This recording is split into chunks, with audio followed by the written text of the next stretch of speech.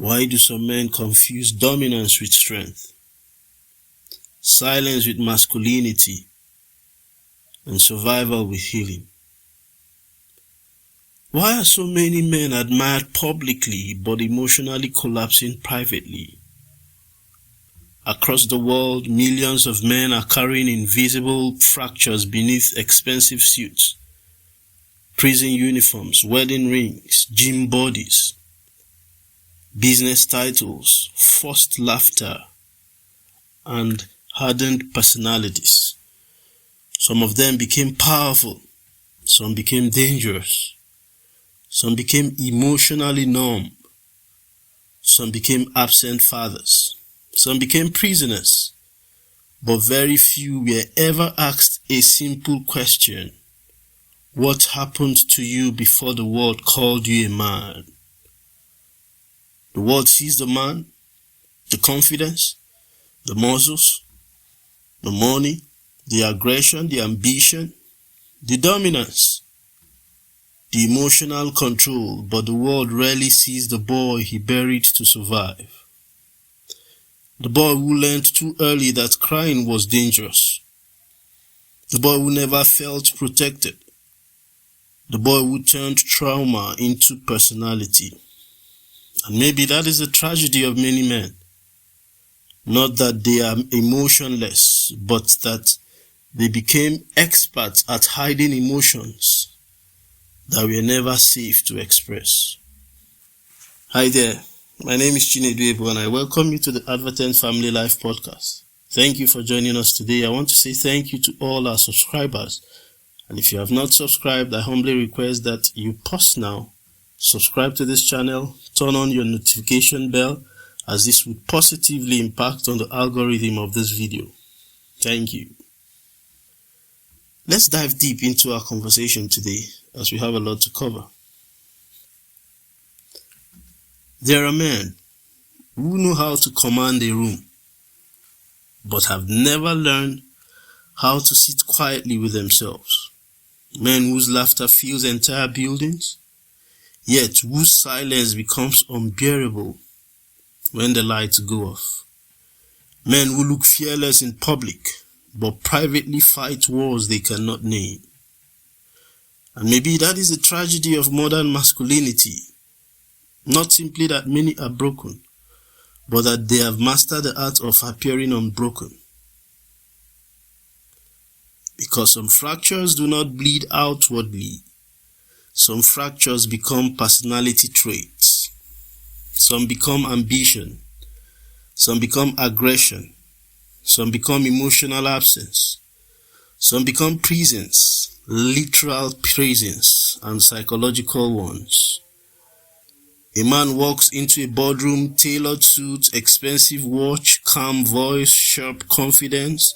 People call him disciplined. What they do not see is the terrified little boy underneath the performance. The boy who learned early that love could disappear without warning. Another man dominates every conversation. Always loud, always powerful, always in control. People call him an alpha male.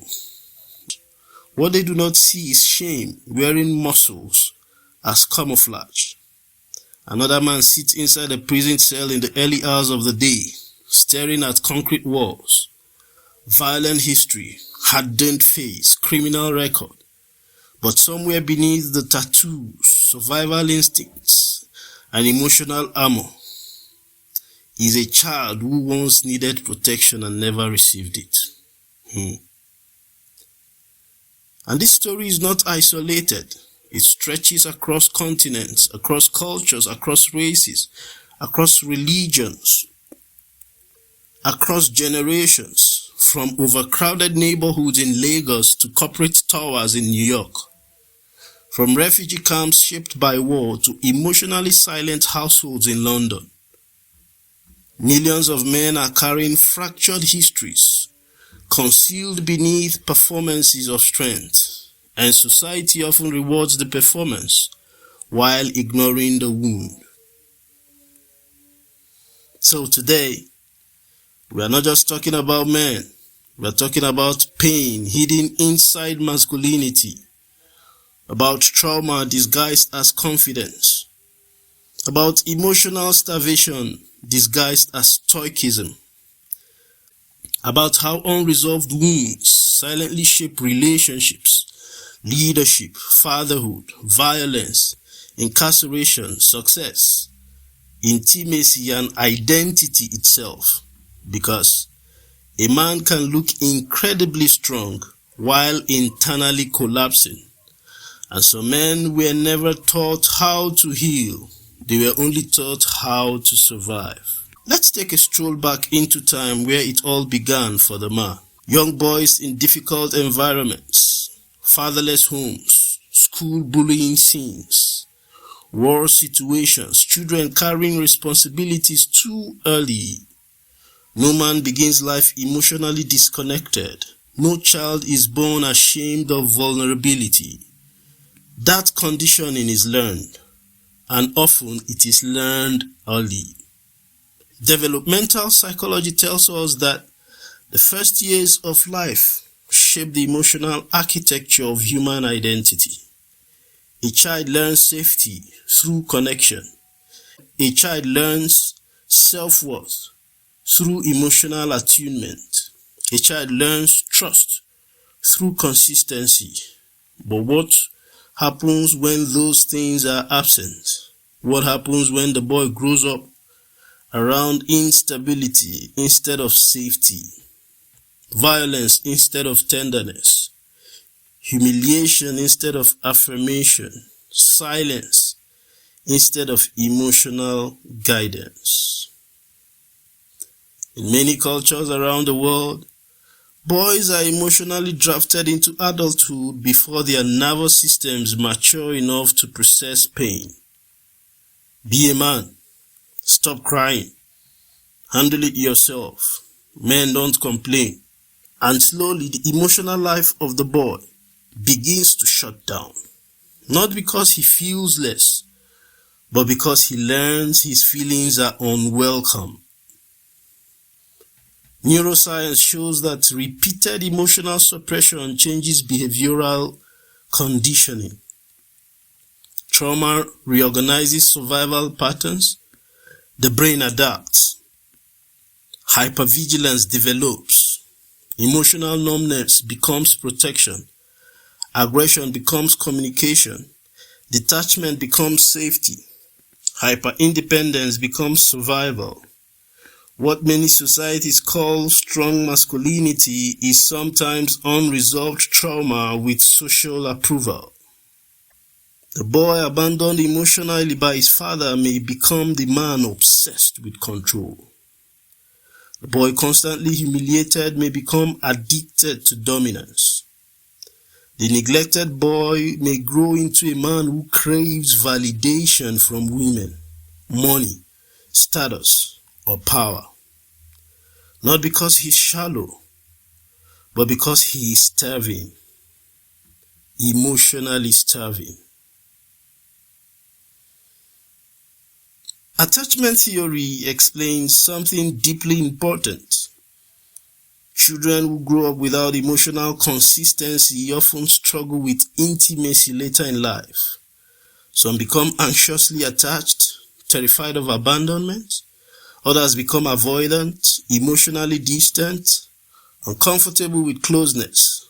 And many men become masters of emotional concealment, not because they lack emotions, but because vulnerability once became dangerous. Consider the child growing up in poverty, the child exposed to domestic violence, the boy recruited into gang culture, the boy raised during war, the boy mocked for sensitivity, the boy who watched his exhausted father disappear emotionally under economic pressure, the boy who never heard "I love you."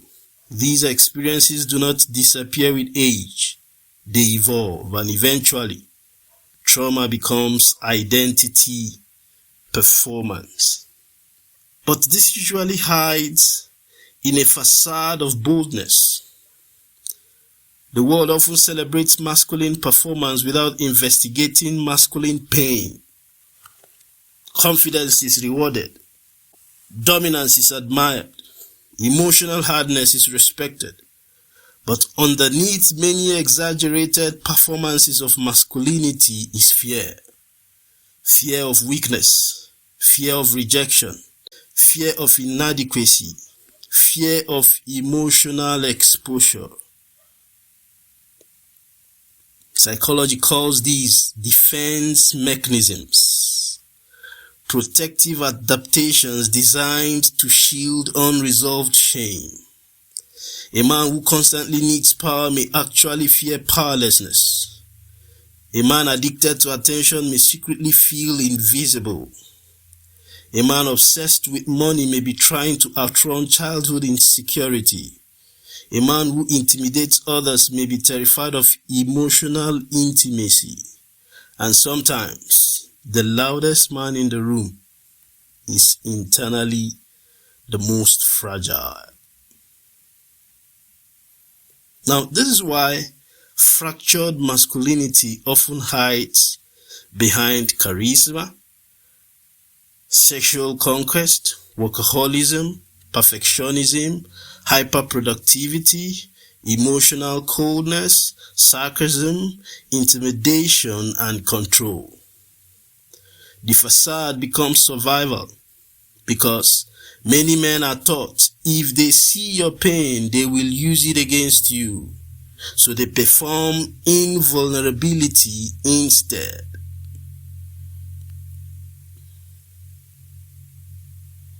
But performance masculinity comes at a cost. A man can dominate a business meeting and still be emotionally unavailable to his children. He can lead companies, but not know how to express grief. He can command respect publicly while privately collapsing under loneliness. And society often misunderstands emotionally wounded men because male pain rarely looks soft. Sometimes it looks dangerous. Sometimes it looks arrogant.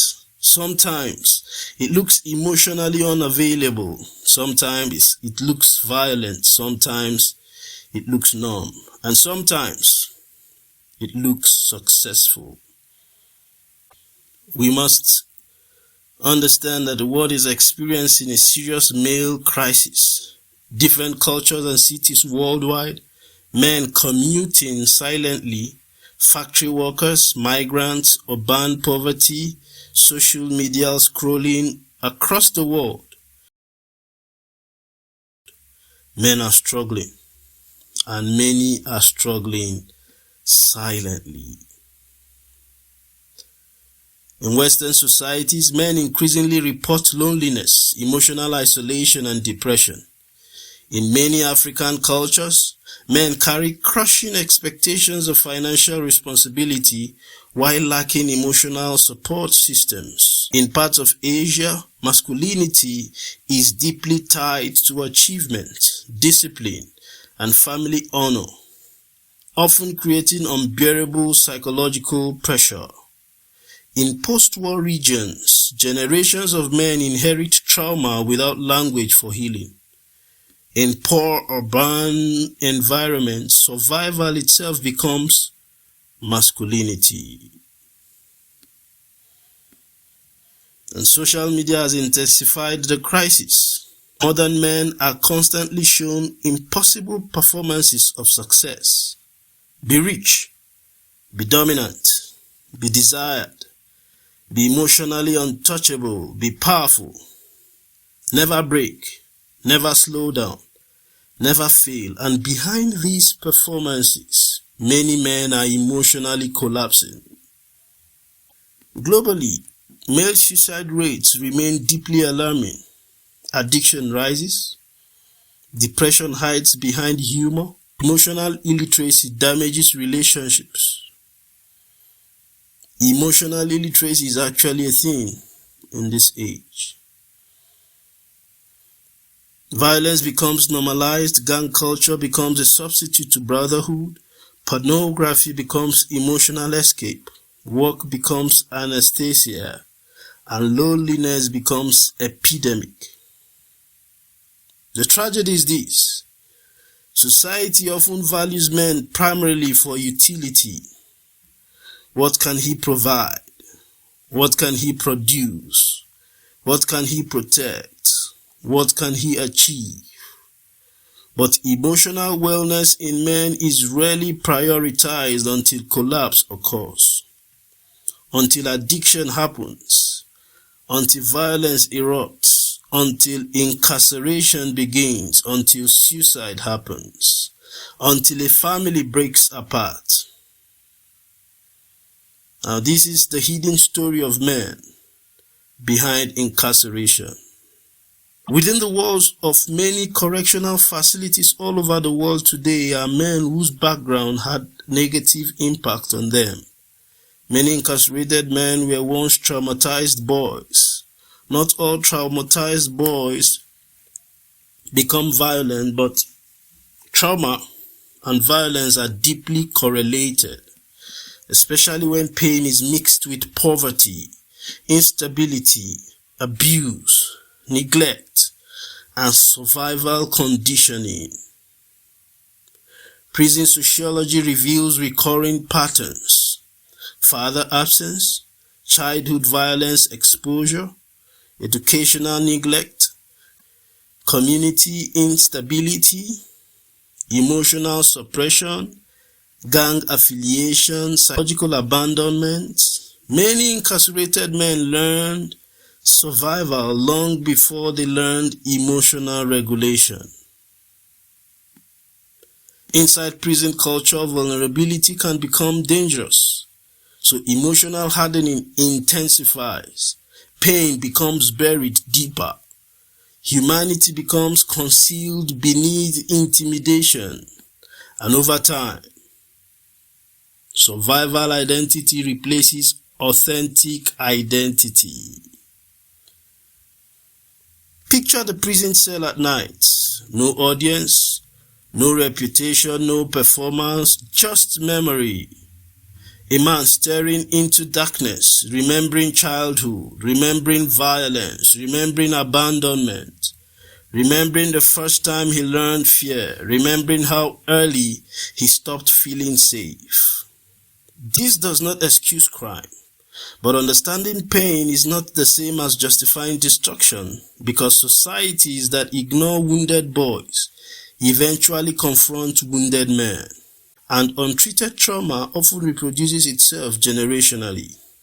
Children grow up without fathers, anger transfers, emotional illiteracy continues, violence normalizes, and the cycle repeats. It's interesting to know how fractured men love. One of the deepest tragedies of fractured masculinity is that many wounded men still deeply desire love, but they fear intimacy. Because intimacy requires emotional exposure, and emotional exposure feels dangerous to someone whose vulnerability was once punished. So many men love defensively. Some withdraw emotionally, some avoid commitment, some become controlling, some seek validation through infidelity, some disappear into work, some sabotage healthy relationships because chaos feels more familiar than safety. Attachment wounds often echo through adult relationships. The emotionally neglected boy may become the emotionally unavailable husband. The abandoned child may become clingy or possessive. The humiliated child may struggle with criticism. The traumatized man may confuse control with protection. And many men cannot express emotions simply because nobody taught them emotional language. They were taught performance, not processing, provision, not vulnerability. And so relationships suffer, Communication collapses. The cord of emotional intimacy slackens. Children inherit emotional distance. Partners feel unseen. Friendships remain surface level. Business relationships become power struggles. Because unresolved pain always leaks somewhere, even when hidden behind success. Now there's this silent collapse of modern men. This can be observed in some behavioral patterns among men. For instance, men drinking alone, late night office work, gambling, men staring blankly at screens.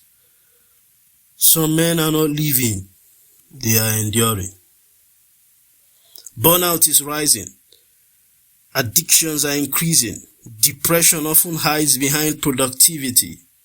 And many men are emotionally exhausted while pretending to be fine.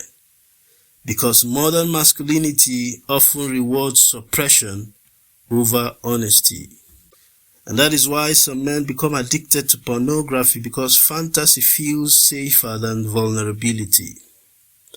Some become workaholics because achievement temporarily silences insecurity. Some gamble because risk creates emotional stimulation. Some abuse substances because numbness feels easier than grief. Some isolate because they no longer know how to be emotionally seen.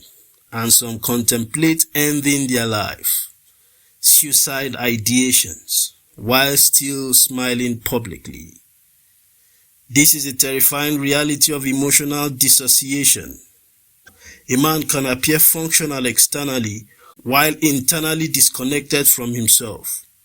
And success alone cannot heal that. Money cannot heal abandonment. Fame cannot heal emotional neglect. Power cannot heal shame. Achievement cannot replace emotional wholeness. Without healing, trauma simply changes clothing. I'd like you to realize that breaking the cycle is not impossible. A little intentionality here and there can make a big deal. Men in therapy, fathers hugging children, brotherhood circles, mentorship moments, quiet healing imagery. Healing begins when men stop performing strength and begin practicing honesty, not weakness. Honesty. It is high time we realized that true masculinity is not emotional suppression. True masculinity is emotional responsibility. The ability to protect without becoming emotionally absent. The ability to lead without domination. The ability to feel pain without becoming destructive. The ability to remain human while carrying pressure. Healing is not automatic. Healing requires emotional literacy, therapy, mentorship, brotherhood, accountability. Safe spaces where men can speak honestly without humiliation. Because isolated healing is difficult. Human beings heal relationally. And that is so important because a healed man changes generations. He becomes emotionally present, he apologizes, he communicates, he protects without controlling, he raises sons differently, he teaches boys emotional intelligence instead of emotional suppression. He allows daughters to experience emotionally safe masculinity. And perhaps for the first time, the cycle begins to end. Let me conclude. Maybe the greatest lie many men were ever taught was that survival and healing are the same thing. They are not. A man can survive childhood and still carry childhood inside him for decades. He can survive poverty and still live emotionally deprived. He can survive violence and still become emotionally imprisoned by it. And perhaps this is why so many men appear strong, yet feel internally exhausted, because they learn how to function before they ever learn how to heal. Behind many hardened men are wounded boys history never comforted. Behind some angry men are frightened children nobody protected. Behind some emotionally distant fathers are sons who never experienced emotional safety themselves. And behind some incarcerated men are generations of untreated pain, repeating itself through human lives. But history does not have to become destiny. Pain can be confronted. Masculinity can evolve. Healing can happen. And emotional honesty may become the courage future generations inherit. Maybe strength is not the absence of emotion. Maybe strength is the willingness to face emotion without running from it. Maybe the strongest man in the room is not the loudest, or the richest, or the most feared, but the one courageous enough to heal. Because some men were never taught how to heal, only how to survive. And a world that teaches boys survival without emotional restoration will continue producing men who look powerful externally while quietly collapsing within. Let me end with this powerful closing quote. A fractured man is not always the one who breaks loudly. Sometimes he is the one who smiles, provides, leads, protects, performs while silently bleeding from wounds the world never allowed him to speak about. I believe this podcast will afford us the opportunity to give grace to people. You don't know their background. You don't know the boy that man was. Give grace. Give some patience. It could be your colleague at work. It could be your husband. It could even be your father. But all I want you to understand is that the cycles can be broken. We can have whole men in the world today. Thank you. Do well to click the like button, turn on the notification bell, and join the conversation in the comment section. Expect the next episode as we dig further into this conversation. Thank you for sharing your time with us on this channel.